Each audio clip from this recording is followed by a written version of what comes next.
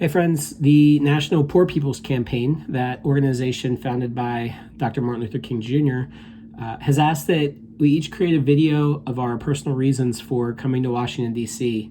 on June 18th. It's the return of the famous million-person march on Washington, 1 month from now. So here's my video. Many movements nowadays are grassroots and do mobilize a fair number of devoted souls.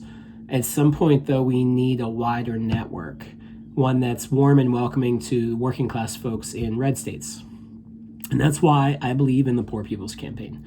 It's a multi-state, multi-faith, research-based, nonpartisan, grassroots coalition capable of uniting what I see to be the 5 groups needed for a majority voting bloc to achieve legislative goals for the working people, instead of the powerful few.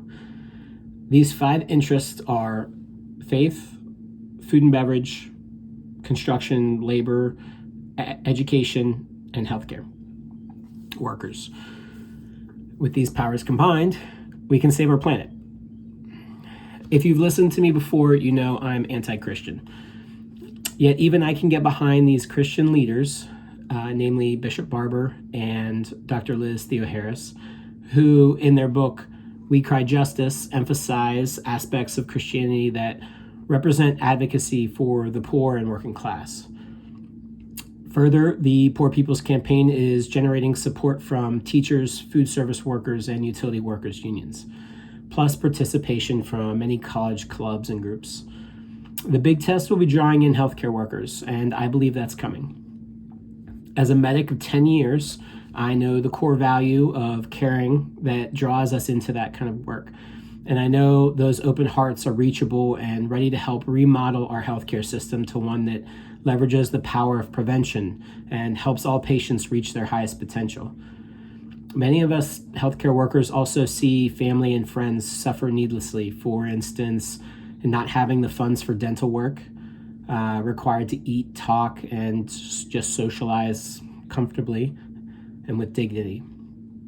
Many even, like me, see family and friends getting caught in the death spiral of substance abuse and know it's the cruelty of this world that drives that addiction.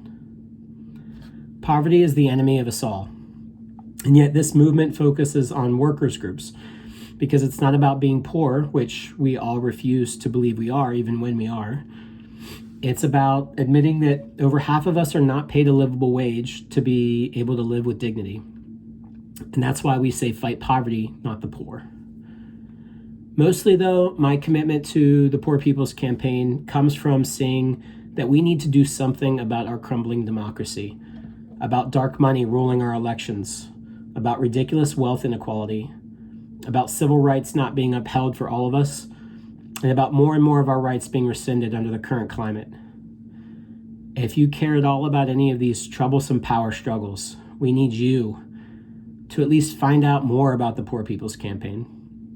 We need every person to examine what you are doing in this moment to help bring about a better world.